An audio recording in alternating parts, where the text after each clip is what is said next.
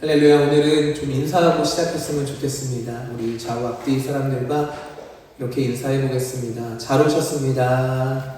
잘 오셨습니다. 네. 은혜 많이 받으시길 바랍니다. 네. 할렐루야. 오늘 예배를 통해서 주님께서 주시는 은혜와 평강이 우리에게 충만하기를 주님의 이름으로 소망합니다. 1986년에 이 미국의 왕복 우주선 챌린저4가 발사된 지 단 73초 만에 공중에서 폭발하는 사고가 일어났습니다.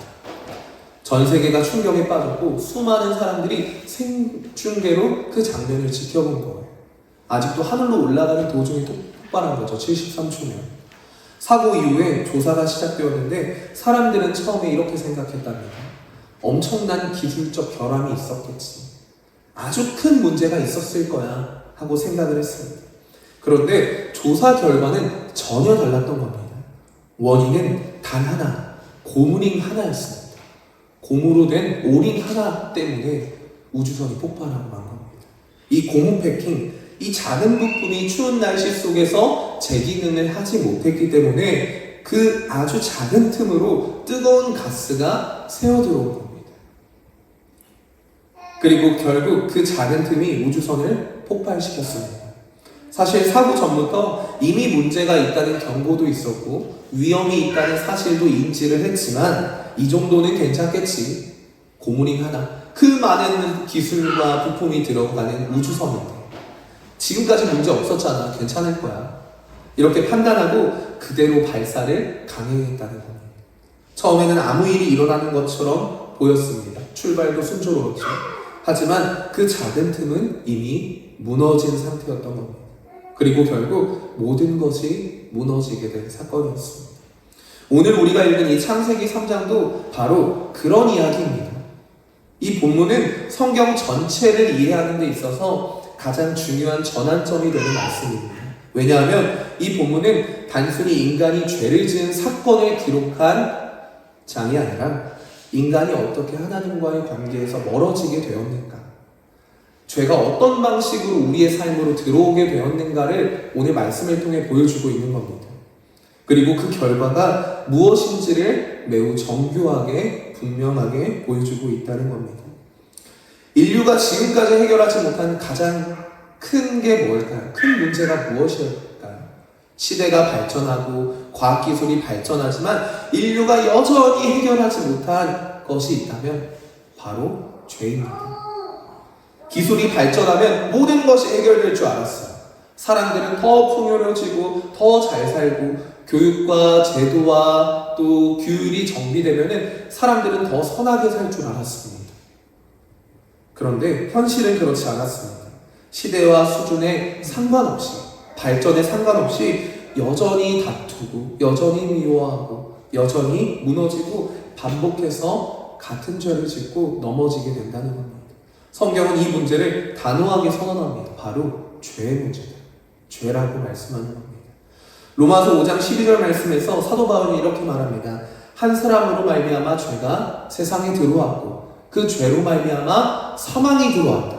근데 모든 사람이 죄를 지었기 때문에 모든 사람은 사망에 이르렀다라고 말씀합니다. 그 배경이 되는 실제 사건 시작점이 바로 오늘 본문 창세기 3장이라는 말씀입니다. 오늘 본문 1절 말씀을 보면은 그런데 뱀은 여호와 하나님이 지으신 들짐승 중에 가장 간교함이라 라고 나옵니다.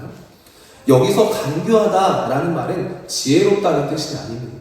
우리가 야 너 참 간교하다, 칭찬은 아니죠. 상대를 속이기 위해 진실을 교묘하게 사용할 줄 안다는 겁니다. 목적을 숨기고 접근할 줄 안다는 겁니다. 저희 교회에서 고양이 2마리를 키우고 있습니다. 소금이 설탕인데요. 이름만 부르면 달려나오는 아주 충성스러운 고양이입니다. 그런데 어느 날 이 두 고양이가 저희 집 앞에 뱀을 잡아놓은 거예요. 그래서 뱀이 생각보다 또 길었습니다. 제 거의 팔 정도 되는 이렇게 뱀이었는데 좀 얇긴 했지만 어쨌든 그 뱀을 문 앞에 잡아온 겁니다. 그래서 자랑을 하는 거죠. 내가 주인을 위해서 이렇게 잡아왔다. 제가 뱀을 보니까 뱀의 몸에는 막 고양이한테 하도 맞았는지 피가 막 몸에 철철 흐르고 있었고 움직임이 아예 없어서 저는 죽은 줄로 알았습니다. 그러나 확인을 해야 했기 때문에 머리를 지그시 이렇게 살짝 밟았습니다. 얘가 진짜 죽었나 안 죽었나 확인하려고 제가 이렇게 머리를 지그시 밟았는데도 움직임이 전혀 없었어요. 아, 죽었구나 하고 이따가 치워야겠다 하고 제가 교회로 갔거든요. 고양이들이 교회를 가면은 항상 따라옵니다. 졸졸졸. 그렇게 따라오고 교회에서 나와서 이제 치우려고 집 앞으로 다시 가니까 그 뱀이 사라지고 만 거예요. 죽은 척을 한 거였어요. 제가 머리를 몇 번을 확인했거든요. 죽은 줄 알고 죽었겠지 하면서 이렇게 머리를 몇 번을 이렇게 짓밟았어요. 근데 움직임이 전혀 없었는데도 죽은 척을 했었던 겁니다. 이처럼 뱀, 이 동물 뱀도 이렇게 교활해요. 이 순간만 넘기면 자기가 살 줄 아니까 교활한데, 성경에서 읽은 이 뱀은 단순한 동물이 아닙니다. 성경 전체 흐름 속에서 보면은 뱀은 하나님과 인간의 관계를 끊으려는 악의 세력으로 표현됩니다. 고대 근동 세계에서는 뱀은 지혜, 신비, 때로는 불멸을 상징했습니다. 그러나 성경은 그 이미지를 그대로 받아들인 것이 아니라 성경에서 뱀은 인간을 미혹하는 존재, 죽음을 가져오는 존재, 하나님의 말씀을 왜곡하는 존재로 오늘 등장합니다. 그래서 창세기 3장의 뱀은 처음부터 하나님과 대적하는 방향성을 가진 존재라는 거죠. 그런데 이 뱀의 첫 마디가 매우 중요합니다. 하와한테 이렇게 말합니다. 하나님이 참으로 너희에게 동산 모든 나무의 열매를 먹지 말라 하시더냐 라고 말합니다. 이 말은 사실 하와에게 말하는 질문처럼 들리지만 사실은 그 마음에 의심을 심어넣는 말입니다. 허락은 지우고 하나님께서 모든 나무의 열매를 먹되 단 하나만 먹지 말라고 말씀하셨거든요. 근데 지금 완전히 반대로 말하는 겁니다. 모든 나무의 열매를 먹지 말라 하시더냐. 허락은 지우고 금지된 거를 강조하는 겁니다. 하나만 빼고 모든 나무의 열매를 먹도록 풍성하게 허락해 주신 하나님을 인색한 하나님으로 표현하는 겁니다. 보이게 만듭니다. 그리고 여기서 주목해야 할 것이 있는데 창세기 2장 말씀을 살짝 해서 보시면은 하나님을 계속해서 어떻게 표현합니까? 여호와 하나님, 여호와 하나님, 여호와 하나님이라고 계속해서 말씀합니다. 그러나 뱀의 입에서는 여호와라는 이름이 사라지고 단순히 하나님만 남습니다.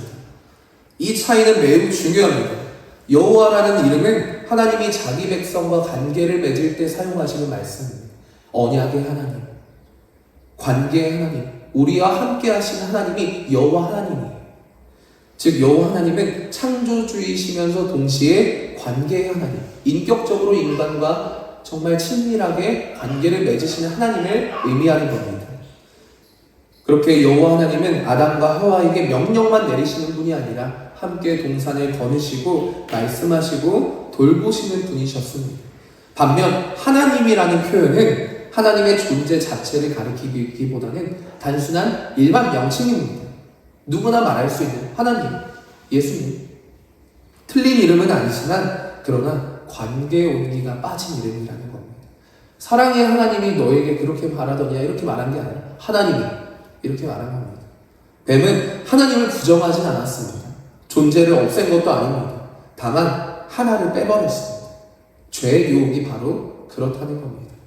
뱀은 하나님을 너를 사랑하는 분으로 보이게 만드는 것이 아니라 너에게 규칙을 정해놓은 억압하는 존재로 보이게끔 만든 겁니다. 관계라는 단어는 지우고 명령만 남긴 겁니다. 사랑이라는 단어는 사라지고 통제만 남긴 거랍니다. 이 아담과 하와는 동산 중앙에 있는 그 나무 열매만 제외하고 동산의 모든 나무 열매는 먹을 수 있었습니다. 자유가 훨씬 더 컸던 거죠. 금지는 단 하나였습니다. 선악을 알게 하는 나무 열매. 그러나 뱀은 그 하나를 전부인 것처럼 보이게끔 만듭니다. 하나님께서 자유를 주셨는데 사단은 그 자유를 느끼지 못하게끔 만듭니다. 죄의 유혹은 이렇게 시작된다는 겁니다. 사랑하는 성도 여러분, 죄는 하나님을 부정하는 것에서 시작하지 않습니다. 하나님을 멀게 느끼게 만드는 것부터 시작합니다. 하나님이 계시지 않는 것처럼 만드는 게 아니라 하나님이 나와 상관없는 분처럼 만들게 한다는 겁니다. 그렇게 해서 어떻게 됩니까? 하나님과의 관계가 멀어지게 되고 하나님의 말씀이 흐려지기 시작합니다. 바로 그때 이 뱀의 유혹은 힘을 얻게 됩니다. 2절과 3절 말씀 함께 읽어보도록 하겠습니다. 시작. 여자가 뱀에게 말하되 동산 나무의 열매를 우리가 먹을 수 있으나 동산 중앙에 있는 나무의 열매는 하나님의 말씀에 너희는 먹지도 말고 만지지도 말라 너희가 죽을까 하노라 하셨느니라. 아멘. 하와의 대답을 보면은 이미 하나님의 말씀이 흐려져 있다는 것을 보게 됩니다. 하나님께서는 분명히 이렇게 말씀하셨습니다. 창세기 2장 17절 말씀을 보시면은 선악을 알게 하는 나무의 열매는 먹지 말라. 내가 먹는 날에는 반드시 죽으리라 하시니라. 반드시 죽는다고 말씀하셨습니다. 이 말씀에는 어떤 여지도 없습니다. 타협도 없습니다. 애매함도 없습니다. 하나님의 말씀은 분명한 거죠. 그런데 하와는 어떻게 말합니까? 너희가 죽을까 하노라. 말씀이 완전히 사라진 것도 아니었습니다. 그러나 자세히 보면 이미 다른 말씀이 되어버린 거예요. 반드시가 사라지고 혹시가 들어왔습니다. 반드시 죽으리라 하셨던 그 말씀이 혹시 죽을까 하노라 라고 하와는 이렇게 대답한 겁니다. 죄는 언제나 이렇게 시작됩니다. 말씀을 정확하게 붙들지 못할 때 우리의 마음은 빈틈을 허용하게 됩니다. 그리고 그 빈틈은 곧 욕망이 들어오는 통로가 됩니다.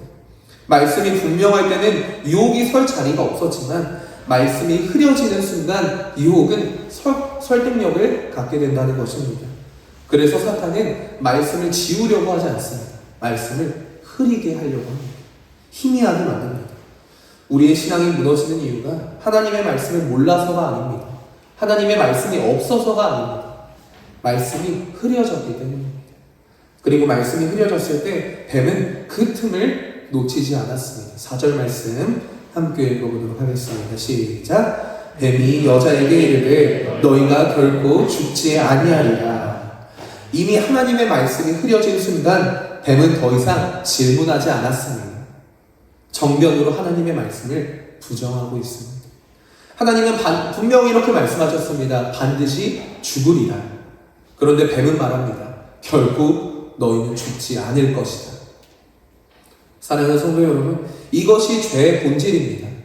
하나님을 틀렸다고 말하는 것이 아니라 하나님의 말씀보다 다른 말을 더 신뢰하는 것. 하나님의 말씀은 경고였고 어쩌면 뱀의 말은 위로처럼 들립니다. 하나님은 죽는다고 말씀하셨는데 뱀은 죽지 않는다고 말하니까요. 그게 더 솔깃한 거죠.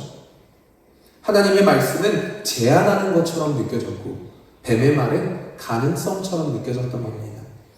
그래서 인간은 늘 진리보다 듣기 좋은 말을 선택합니다. 하나님이 하신 말씀보다 자기의 마음에 더 맞는 말을 선택하게 됩니다. 뱀은 이어서 말합니다. 5절 말씀입니다. 너희가 그것을 먹는 날에는 너희 눈이 밝아져 하나님과 같이 되어 선악을 알 줄 하나님이 아시느니라. 아멘. 하나님과 같이 된다는 이 말 얼마나 매력적입니까? 내가 정말 하나님과 같이 될 수 있다고 솔깃하지 않았을까요? 한번 먹어볼까 생각하지 않았겠어요? 내가 이것만 먹으면 하나님같이 될 수 있다고? 하나님은 인간에게 하나님같이 되라고 말씀하신 적이 없습니다. 하나님과 함께 살도록 창조하셨습니다. 그런데 뱀은 하나님과 함께를 무너뜨리고 하나님과 같이로 인간을 유혹하고 있습니다. 이제 모든 준비는 끝났습니다. 관계는 흐려졌고 말씀은 흐려졌고 진리는 부정되었고 욕망은 커진 상태입니다. 이제 인간에게 남은 것은 단 하나입니다. 바로 행동입니다. 6절 말씀 함께 읽겠습니다. 여자가 그 나무를 본즉 먹음직도 하고 보암직도 하고 지혜롭게 할 만큼 탐스럽기도 한 나무인지라. 여자가 그 열매를 따먹고 자기와 함께 있는 남편에게도 주매 그도 먹은지라. 아멘. 죄가 실제로 실행되는 그 순간의 말씀입니다. 인간의 내면에서 어떤 일이 일어나는지를 보여주는 말씀인 거예요. 여자가 그 나무를 본즉 이라고 말합니다. 이전까지의 기준은 무엇이었을까요? 하나님의 말씀이었을 겁니다. 그런데 이제는 무엇으로 판단하는 겁니까? 자기의 눈으로 판단하는 겁니다. 이전까지는 하나님의 말씀이 있었기 때문에 그 나무를 거들떠보지도 않았을 거예요. 왜? 내가 먹을 수도 없는 나무니까요. 어차피 내가 본다고 해서 먹을 수 있는 게 아니니까 보지도 않았을 겁니다. 그런데 지금 뱀의 말을 듣고 다시 보니까 기준이 바뀐 겁니다. 뱀의 말을 듣고 다시 보니까 그렇게 보인다는 거. 자기의 눈으로 보니까 먹음직도 해 보이고 보암직도 해 보이고 심지어는 지혜롭게 할 만큼 탐스럽게 보인다는 겁니다. 하나님과 같이 될 수 있는 것처럼 보이는 나무 열매라는 거죠. 먹음직도 하다는 것은 지금 당장의 만족, 육체의 정욕입니다. 육체의 욕망. 보암직도 하다는 것은 눈에 보기 좋은 것, 소유하고 싶은 것을 말합니다. 지혜롭게 할 만큼 탐스럽다는 것은 더 높아지고 싶은 욕망, 하나님처럼 되고 싶은 욕망입니다. 결국 인간의 생각이 행동이 되고 욕망이 선택으로 가게 됩니다. 그리고 여기서 끝나지 않습니다. 하와는 자기만 먹은 것이 아니라 자기와 함께 있는 남편에게도 주매 그도 먹은지라 라고 말씀합니다. 죄는 혼자서 끝나지 않습니다. 죄는 반드시 퍼지기 마련입니다. 하나님의 말씀이 흐려지는 순간 죄의 유혹은 찾아오게 되고 말씀을 붙잡지 못하는 순간 자기의 생각과 판단으로 결정하게 되는 겁니다. 그리고 그 결정권이 결국 인간을 무너뜨리게 됐습니다. 계속해서 창세기 말씀을 보고 있는데 이 창세기 말씀을 통해 죄가 어떻게 작동하고 있는지를 분명하게 보여줍니다. 첫 번째는 죄는 경계를 무시하게 만듭니다. 사람들은 종종 묻습니다. 하나님께서 선악과를 왜 만드셨습니까? 그것만 아니면 인간들이 죄를 짓지 않았을 텐데요. 애초에 없었으면 죄도 없었을 거 아닙니까? 이렇게 생각하십니까? 선악과는 인간을 넘어지게 하려고 하나님께서 만드신 나무가 아닙니다. 자유를 빼앗는 나무가 아니라 오히려 자유를 지켜주는 경계였다라는 것입니다. 하나님을 하나님 되게, 인간을 인간 되게 만들어주는 나무였다는 겁니다. 하나님은 인간을 로봇으로 만드시지 않았어요. 야, 내가 너를 이렇게 만들었으니까 항상 24시간 찬양하고 나를 경배해 라고 무슨 주입식처럼 이렇게 만드시지 않았습니다. 우리는 자유의지가 있어서 내가 하나님을 선택할지 세상을 선택할지 우리는 결정할 수 있다는 것. 그 자유를 우리에게 주셨습니다. 강제로 순종하게 하지 않으셨다는 겁니다. 인간이 자유롭게 하나님을 사랑하고 자발적으로 하나님을 선택할 수 있도록 하나님께서 하셨다는 거죠. 그 경계를 남겨두신 겁니다. 두 번째는 죄는 말씀을 무시하게 만듭니다. 죄는 언제나 의심하는 질문에서 시작되는 겁니다. 정말 하나님께서 그렇게까지 말씀하셨나? 그렇게 강하게 말씀하셨나? 내가 그렇게까지 살아야 되나? 그 순간부터 하나님의 배려의 말씀은 간섭이 되게 되고 또 말씀의 순종은 손해처럼 보이게 됩니다. 그래서 결국 하나님의 말씀이 기준이 되는 삶이 아니라 내 생각이 기준이 되는 삶을 살아가게 되는 겁니다. 내 생각대로 살고 싶은 마음, 내가 내 삶의 주인이 되어서 살고 싶어 하는 마음, 하나님처럼 되고 싶어 하는 마음, 그것이 죄라고 말씀하는 겁니다. 세 번째로 죄는 관계를 파괴합니다. 죄는 우리를 즉시 무너뜨리지 않습니다. 이들이 먹었을 때 죽었습니까? 죽지 않았어요. 그들의 눈이 밝아져서 내가 벌거벗었음을 알게 되고 부끄러움을 느끼게 됩니다. 그리고 숨게 만듭니다. 누구에게로부터요? 하나님에게로부터 숨게 만듭니다. 왜? 내가 죄인이라는 것을 알았거든. 그리고 그 숨는 순간 하나님과의 관계는 멀어지기 시작합니다. 하나님과 항상 동행하던 사람들이었지만 그 선악과를 먹고 나서는 너무 부끄러워서 하나님을 피해버린 겁니다. 하나님과의 관계에서 멀어지게 만든다는 겁니다. 안타깝게도 죄는 이미 세상에 들어왔고 모든 사람이 죄를 짓는다는 겁니다. 그렇게 이 죄보다 더 중요한 것은 우리의 죄 이후의 선택인 것입니다. 회개는 관계를 살리지만 변명은 관계를 죽이게 됩니다. 사랑하는 성도 여러분, 이 이야기는 과거의 이야기가 아닙니다. 오늘 우리의 이야기라고 볼 수 있습니다. 우리는 이미 받은 아홉보다 가지지 못한 하나에 더 집착할 때가 많습니다. 내가 가진 것들은 돌아보는 것이 아니라 하나님께서 나에게 은혜로 주신 것들을 하나님께서 참 은혜로 주셨구나 라고 생각하는 것이 아니라 나는 왜 저게 없지? 나는 저거를 갖고 싶은데 하나님 왜 저거 안 주시나요? 라고 따질 때가 많습니다. 그렇게 하나님의 말씀보다 내 기준과 욕망을 더 신뢰합니다. 유혹은 언제나 이렇게 다가옵니다. 그 정도는 괜찮아. 이 정도는 하나님이 봐주실 거야. 하나님이 이해하실 거야. 그러나 바로 그 하나가 우리의 마음을 사로잡는 거고 우리의 시선을 흐리게 하고 결국 우리를 무너뜨리는 존재가 된다는 겁니다. 죄의 유혹이 엄청 큰 것도 아닙니다. 하나님을 조금 더 사랑하는 것 그거 하나면 충분합니다. 그러나 우리에게는 하나님의 말씀이 있습니다. 유혹은 작지만 하나님의 말씀은 분명합니다. 유혹은 우리를 흔들지만 말씀은 우리를 붙들게 됩니다. 그래서 우리가 가야 할 길은 분명한 겁니다. 다시 하나님의 말씀 앞으로, 다시 하나님 안에 경계 안으로, 다시 하나님과의 관계 안으로 돌아가는 저와 모든 성도님들 되기를 주님의 이름으로 소망합니다. 기도하시겠습니다.